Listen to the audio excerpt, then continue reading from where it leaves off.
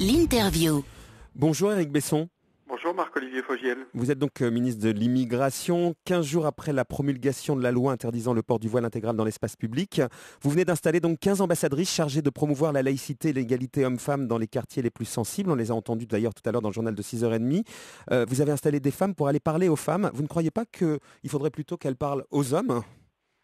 Elles parleront d'abord aux femmes, mais sans doute aussi aux hommes et aux jeunes. C'est pas ce qu'elles nous disent.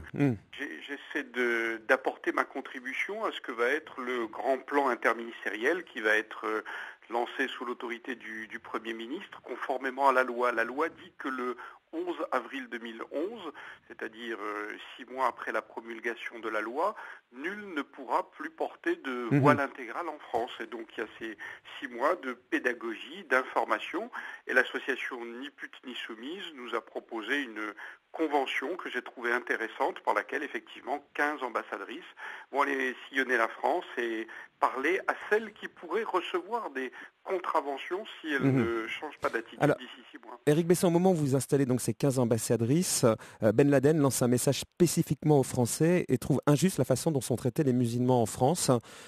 Comment vous interprétez ça? S'il arrivait quelque chose aux otages, est-ce que vous auriez une forme de regret d'avoir fait passer cette loi? Non, je crois qu'il faut bien distinguer les choses. La France est une nation bâtie sur des valeurs, la liberté, l'égalité, la fraternité, mais aussi la laïcité et l'égalité homme-femme. Et la spécificité de la nation française au regard de la laïcité, elle est connue et reconnue dans le monde. Alors les menaces de Ben Laden, il ne faut pas les prendre à la légère. Brice Hortefeux a dit il y a 48 heures tout ce que devait être à la fois notre vigilance et notre action, mais ça n'est pas Ben Laden qui peut nous faire renoncer à des valeurs qui sont constitutives de notre identité nationale. Mais vous ne dites pas que la loi, elle s'adresse finalement à quasiment personne, 2000 femmes, et que d'un coup, ça suscite une réaction, certes, d'un terroriste, mais une réaction dont on se serait bien passé, non ? Le concept de quasiment personne, d'abord 2000, ça n'est pas quasiment personne. Deuxièmement, l'enquête parlementaire, la mission d'information parlementaire a montré que c'était un chiffre en expansion. Vous pensez que ça aurait été plus intéressant qu'on attende qu'il y en ait 20 000 ou 200 000 pour que la loi soit votée? Je crois que quand on touche à des principes et l'idée qu'on ne peut pas masquer son visage, qu'on ne peut pas imposer à une femme une espèce de cercueil ambulant comme est le voile intégral, est quelque chose qui touche à l'essentiel des valeurs de notre nation. Alors, donc voilà, je crois qu'il faut faire preuve à la fois de pédagogie, et de pédagogie. Alors Éric Besson, vous êtes également donc secrétaire général adjoint de l'UMP. Est-ce que vous diriez qu'avec votre rôle de ministre de l'Immigration, vous avez pesé sur l'impopularité de Nicolas Sarkozy et les difficultés qu'il rencontre aujourd'hui en termes d'image? Votre question est formulée de façon interrogative. On va aller à l'essentiel. La régulation de la migration. C'est l'idée que l'Europe et la France sont une terre d'immigration légale, qu'il faut lutter contre l'immigration irrégulière et contre les mafias qui organisent cette immigration irrégulière, et qu'en même temps nous devons rester une terre d'asile, ce que la France fait puisque nous sommes les premiers en Europe en matière d'octroi de l'asile à des réfugiés politiques. C'est quelque chose qui est maintenant la politique commune de l'Union européenne, quelle que soit la sensibilité politique. Non, mais c'est la façon dont on le fait, Éric Besson. À propos de l'Union européenne, on ne va pas revenir sur les déclarations de Viviane Reding, mais la politique autour des Roms a été contestée. Elle a créé une polémique. Donc c'est la façon dont les choses sont faites qui sont en question. Le fait qu'elle ait été contestée n'implique pas qu'elle n'est pas juste au regard du droit communautaire et de la loi française. Nous avons respecté le droit communautaire et la loi française, et juste sur le plan politique, au sens où l'Union européenne, ça ne veut pas dire le droit de s'installer partout en se mettant instantanément dans l'illégalité ou au crochet d'un système de protection sociale. L'Europe, ça n'est pas le supermarché de la protection sociale. Sur la popularité de Nicolas Sarkozy, vous en pensez quoi, vous, Éric Besson? Le remaniement est nécessaire rapidement aujourd'hui pour tourner une page?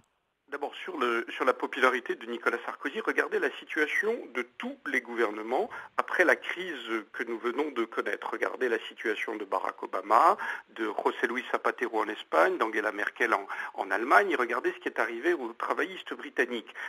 Toutes les crises sont une source de difficulté pour les pouvoirs en place. Or, la France la traverse mieux que d'autres.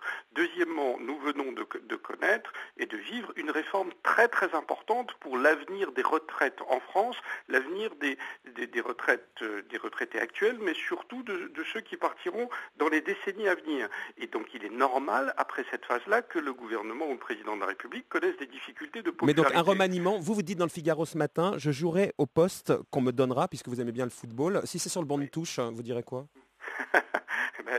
Je l'accepterai, mais il se peut aussi que je sois sur le terrain. Sur le terrain, plutôt un autre ministère, vous dites plutôt dans ce qui m'anime, l'économie, les finances, c'est ce que vous souhaitez. Manifestement, vous avez envie de bouger de votre ministère, clairement, Éric Besson. On verra le moment venu. Je crois que vos auditeurs, comme les Français globalement, doivent être lassés de la spéculation sur le remaniement. Ah oui, mais on en parle depuis tellement longtemps, puisque c'est le président de la République qui a parlé de ce remaniement il y a tellement longtemps. Il en a parlé une fois à huis clos devant des députés, et depuis nous vivons à ce rythme-là. Pour l'heure, on est au travail. Moi, je peux vous décrire tout ce que je fais. Mes collègues sont dans l'action. Quel est l'axe?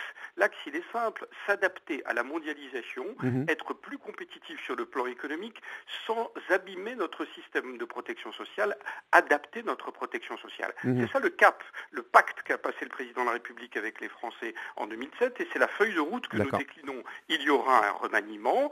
Il est annoncé ou préannoncé vraisemblablement pour la fin novembre. Et bien, on aura tout le temps de voir ce que seront nos places et vous de le commenter. Vous posez des questions. Merci Éric Besson. À poser des questions. Merci Éric Besson. À poser des questions.